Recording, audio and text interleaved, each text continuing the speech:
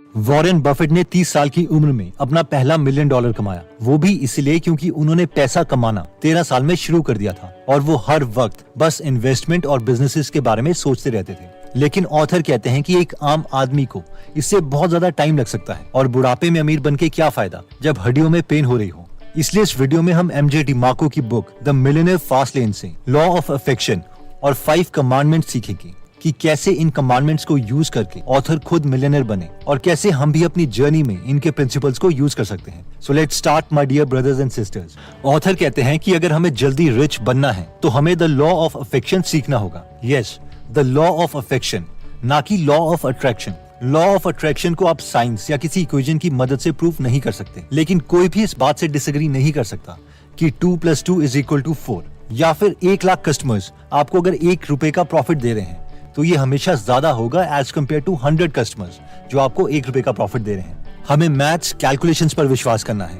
ना कि किसी फिक्शन पर। लॉ ऑफ अफेक्शन बोलता है कि जितनी ज्यादा लाइफ्स आप अफेक्ट करोगे, चाहे वो ज्यादा लोग हों या ज्यादा मैग्नीट्यूड हो, आप उतने ज्यादा अमीर बन जाओगे। अब हम इसे एक सिंपल एग्जांपल से समझते हैं। मान लीजिए कि एक रियल एस्टेट इन्वेस्टर ने एक बड़ा हॉल लिया और उस हॉल को 14 पार्ट्स में डिवाइड कर दिया और उसकी शॉप्स बना दी। हर शॉप से उसे ₹4 लाख का प्रॉफिट हुआ, तो उसका टोटल प्रॉफिट हुआ 4 lakh into 14 which is equal to 56 lakh. अब इस एग्जांपल में इस रियल एस्टेट इन्वेस्टर ने ज्यादा लाइफ को इफेक्ट नहीं किया, यानी स्केलेबिलिटी नहीं थी, लेकिन हर लाइफ को ज्यादा मैग्नीट्यूड से इम्पैक्ट किया, इसलिए उसका प्रॉफिट 4 लाख पर कस्टमर रहा। सेकंड एग्जांपल में इमेजिन कीजिए कि एक लड़का है राहुल जो डाइट के ऊपर बुक लिखता है। हर बुक में वो ₹7 का प्रॉफिट अर्न करता है, लेकिन इस बुक को 80 लाख लोग खरीद चुके हैं, तो उसका प्रॉफिट हुआ ₹7 इंटू 80 लाख यानी 56 लाख। अब इस एग्जाम्पल में हर एक लाइफ यानी हर एक रीडर कम इम्पैक्ट हुआ, लेकिन बहुत ज्यादा लोगों को सर्व किया गया। इसमें मैग्नीट्यूड तो नहीं था, लेकिन स्केलेबिलिटी थी। बट अब सवाल आता है कि हम लॉ ऑफ अफेक्शन को रियल लाइफ में एग्जीक्यूट कैसे करें। इसके लिए 5 कमांडमेंट्स है जो हमें फॉलो करनी है, और इनमें सबसे पहली कमांडमेंट आती है the commandment of need. Dikshit को मार्शल आर्ट्स बहुत पसंद था और उसे इस आर्ट को लोगों को सिखाना भी बहुत अच्छा लगता था। उसने बहुत सी ऐसी बुक्स पढ़ी जिसमें लिखा था डू व्हाट यू लव, यानी वो चीज करो जिससे तुम्हें प्यार हो, और इसी एडवाइस को सुनकर उसने एक मार्शल आर्ट ट्रेनिंग स्कूल भी खोल दिया। लेकिन 10 महीने के बाद वो फेल हो गया। अब आप सोच रहे होंगे क्यों? क्योंकि उसने पूरे साल में सिर्फ ₹20,000 का प्रॉफिट कमाया, जिससे उसकी फैमिली नहीं चल सकती थी। इसलिए ऑथर कहते हैं कि ये मत सोचो कि तुम्हें क्या पसंद है, ये सोचो कि लोगों को किस चीज की जरूरत है। अगर दीक्षित ने अपने पैशन के बारे में सोचने के बजाय खुद से ये 3 सवाल पूछे होते तो वो ठीक डिसीजन ले पाता। और ये 3 सवाल थे: क्या मेरे नेबरहुड में मार्शल आर्ट सीखने के लिए कोई इंटरेस्टेड है भी है या नहीं? सेकंड सवाल, पहले से एग्जिस्टिंग मार्शल आर्ट टीचर्स में क्या कमियां हैं जो मैं इम्प्रूव करके एक नया बिजनेस लॉन्च कर सकता हूँ? थर्ड एग्जाम्पल, मैं मार्शल आर्ट स्टूडेंट्स को क्या एक्स्ट्रा वैल्यू प्रोवाइड कर सकता हूँ? हम इस फर्स्ट कमांडमेंट को एक और एग्जाम्पल से समझते हैं। ऑथर के पड़ोस में एक बहुत बड़ी कपड़े की दुकान खुलने वाली थी। ऑथर ने जब इसके ओनर से बात करी तो उन्हें पहले ही पता चल गया था कि ये दुकान ज्यादा चलने वाली नहीं है। अब आप पूछेंगे क्यों? वो इसलिए क्योंकि उसका ओनर अपने पैशन को फॉलो करके एक हिप हॉप स्टोर खोलना चाह रहा था, लेकिन आसपास कोई हिप हॉप का कल्चर नहीं था।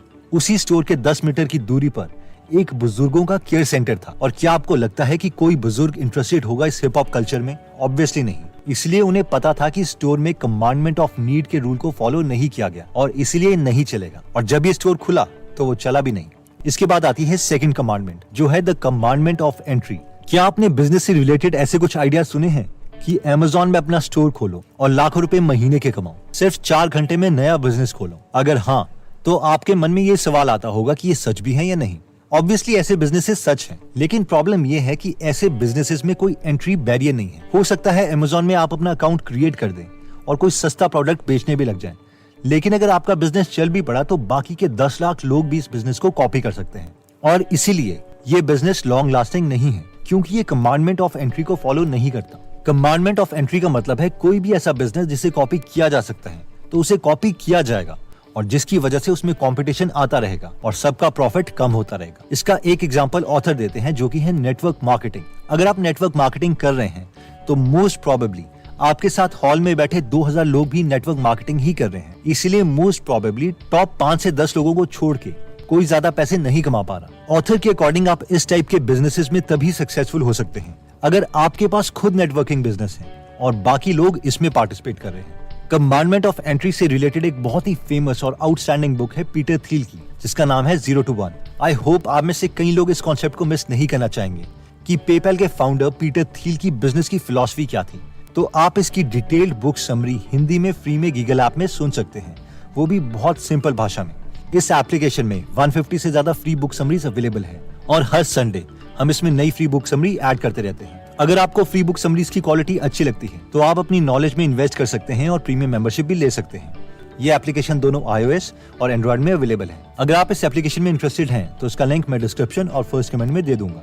एनीवेज, कमांडमेंट ऑफ एंट्री को समझने के बाद तीसरी कमांडमेंट आती है जो कहती है the commandment of control. Author कहते हैं कि उनका एक फ्रेंड था जिसने नेटवर्क मार्केटिंग कंपनी ज्वाइन की हुई थी। वो उन गिने चुने लोगों में से था जो नेटवर्क मार्केटिंग से अच्छा पैसा कमा लेते हैं। लेकिन हुआ ये कि उस नेटवर्क मार्केटिंग कंपनी ने अपनी प्रोडक्ट लाइन चेंज कर दी और जो कमीशन उनके दोस्त को मिलता था उसे भी कम कर दिया, जिनकी वजह से उनके फ्रेंड की इनकम स्ट्रीम धीरे धीरे कम होकर पूरी जीरो हो गई। और ये इसलिए हुआ क्योंकि उनका friend the commandment of control को नहीं समझता था।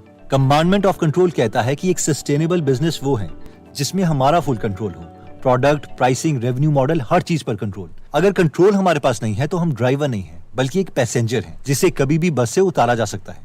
क्योंकि ड्राइवर नौकरी देते हैं, नौकरी लेते नहीं है। ड्राइवर नेटवर्क कंपनीज खोलते हैं, नेटवर्क कंपनीज ज्वाइन नहीं करते। ड्राइवर्स रेंट और लॉयल्टीज लेते हैं, रेंट और लॉयल्टीज पे नहीं करते। ड्राइवर एफिलिएट प्रोग्राम स्टार्ट करते हैं, उन्हें ज्वाइन नहीं करते। ऑथर कहते हैं कि उनका एक एफिलिएट प्रोग्राम है जिसमें कई एफिलिएट्स महीने के 10 लाख रुपए पर महीने तक कमाते हैं। ऑब्वियसली ये एक बहुत ही अच्छी इनकम स्ट्रीम है, लेकिन कंट्रोल ऑथर के पास है, ना कि उनके एफिलिएट्स के पास। ऑथर जब चाहे अपने बिजनेस की सिचुएशन के अकॉर्डिंग न्यू पॉलिसी ला सकते हैं जिसकी वजह से उनके एफिलिएट्स की इनकम स्ट्रीम चेंज हो सकती है। वैसे ही इवन यूट्यूब चैनल्स में सारा कंट्रोल यूट्यूब के पास है और अगर यूट्यूब कोई भी चेंज एडसेंस प्रोग्राम में कर देता है तो सारे यूट्यूबर्स की इनकम बंद हो सकती है, क्योंकि हम इस प्लेटफॉर्म में पैसेंजर हैं, ना कि ड्राइवर।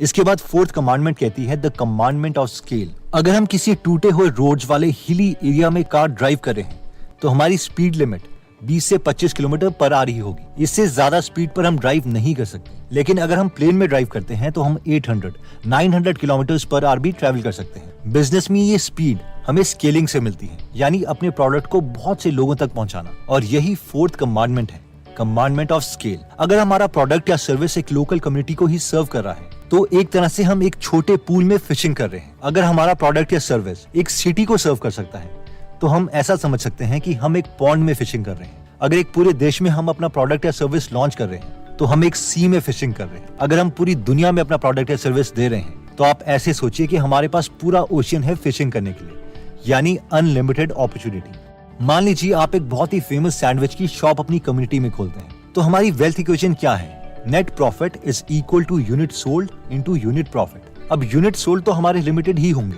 क्योंकि एक दिन में मैक्सिमम हम 100 से 500 सैंडविच ही बेच सकते हैं। लेकिन हमें सोचना यह है कि मैं एक दिन में 10,000 या 1 लाख सैंडविच कैसे सेल करूं?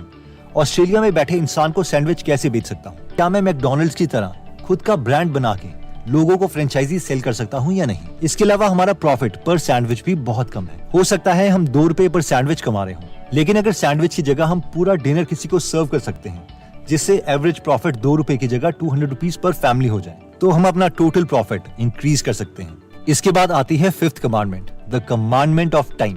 अब ऐसा हो सकता है कि हम एक अच्छा बिजनेस भी खड़ा कर दे, पैसे भी बहुत कमाएं, लेकिन हमारे पास हमारी फैमिली के लिए टाइम ही ना हो और बिजनेस हमें फ्रीडम देने के बजाय लाइफ टाइम प्रिजन ही बन जाए। और अगर ऐसा होगा तो इसका मतलब ये नहीं है कि बिजनेस बनाने के लिए इतनी कुर्बानी तो जरूरी है, बल्कि इसका मतलब ये है कि हमारे पास एक स्किल की कमी है और वो स्किल है कमांडमेंट ऑफ टाइम। इसके लिए ऑथर अक्षय का एग्जाम्पल देते हैं, जिन्होंने द सो कॉल्ड गुरुज की एडवाइस पर अपने पैशन को फॉलो किया और एक कॉफी शॉप लॉन्च कर दी जहां पर हर वीकेंड में इंटरेस्टिंग बुक्स को रीड भी किया जाता था। शुरू में ये शॉप बहुत चली, उन्होंने पैसा भी बहुत कमाया। अक्षय अपने पैशन को फॉलो कर रहे थे और वो बहुत एक्साइटेड भी थे, लेकिन 2 साल के बाद सब कुछ बदल गया। अक्षय इतना बिजी हो गया कि उसे पता ही नहीं चल रहा था कि वो अपने बिजनेस को नहीं बल्कि उसका बिजनेस उसे ओन करता है। इस बिजनेस की वजह से उसकी गर्लफ्रेंड ने भी उसे छोड़ दिया क्योंकि वो उसे टाइम ही नहीं दे पाता था। अक्षय जितने भी एम्प्लॉइज हायर करते वो ठीक से काम नहीं कर पाते और अच्छे एम्प्लॉइज हायर करने के लिए उनके पास उतने पैसे नहीं थे। अक्षय ने एक अच्छा जर्नल मैनेजर हायर करने का सोचा, लेकिन फिर वही प्रॉब्लम, वो बहुत ज्यादा सैलरी मांग रहा था। 3 सालों के बाद उसने ये डिसाइड किया कि उससे ये कॉफी शॉप नहीं चलानी और उसने ये शॉप बंद कर दी।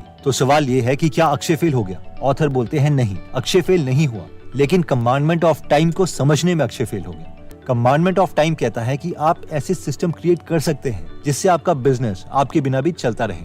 इसके लिए हमें अपने से 2 सवाल पूछने पड़ेंगे। क्या मैं अपने बिजनेस को ऑटोमेट कर सकता हूँ कि मेरा बिजनेस मेरे बिना ही चलता रहे? सेकंड सवाल, क्या मेरा बिजनेस इतना प्रॉफिट अर्न कर सकता है कि मैं अच्छी क्वालिटी वाले ज्यादा लोगों को नौकरी पर रख सकूं? इस कॉन्सेप्ट पर एक बहुत ही प्यारी बुक लिखी गई है, द ई मिथ रिविजिटेड, तो उसे आप जरूर पढ़िएगा।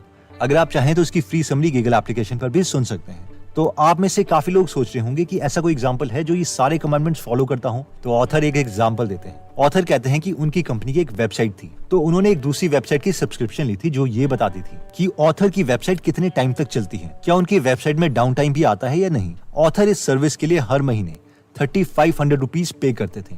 जब ऑथर ने इस वेबसाइट को खोला तो उसमें लिखा हुआ था सर्विंग 20,000 क्लाइंट्स पर मंथ, जिसका मतलब ये हुआ कि ये website 20,000 customers multiplied by 3500 rupees per customer, यानी 70 लाख रुपए पर मंथ अर्न करती है। अगर हम मान के चलते हैं कि ये वेबसाइट 75% प्रॉफिट अर्न कर रही है, जो कि ऐसी वेबसाइट्स में एक कॉमन बात है, तो 75% of 70 lakh is approximately 52 lakh per month. अब अगर ऐसी वेबसाइट आपकी है तो कितना टाइम लगेगा आपको मिलियनर बनने में? अब इसे कंपेयर कीजिए इस सिचुएशन से, जहां पर हम पूरे साल के सिर्फ 1.5 लाख रुपए सेव कर रहे हैं अपनी सैलरी से। I hope you got the idea. तो दोस्तों, इस वीडियो में हमने फास्ट लेन मिलियनर बनने के लिए 5 कमांडमेंट सीखी, जिसमें सबसे पहली कमांडमेंट थी नीड, यानी अपने पैशन को नहीं बल्कि लोगों की नीड को देखते हुए बिजनेस खोलो। सेकंड था कमांडमेंट ऑफ एंट्री, यानी ऐसे बिजनेस हमें प्रेफर करने हैं जिनमें एंट्री बैरियर हो, ऐसा ना हो 2 दिन में हमारे जैसे बिजनेस खड़ा किया जा सके। थर्ड था कमांडमेंट ऑफ कंट्रोल, यानी बिजनेस में कंट्रोल हमारे पास होना चाहिए।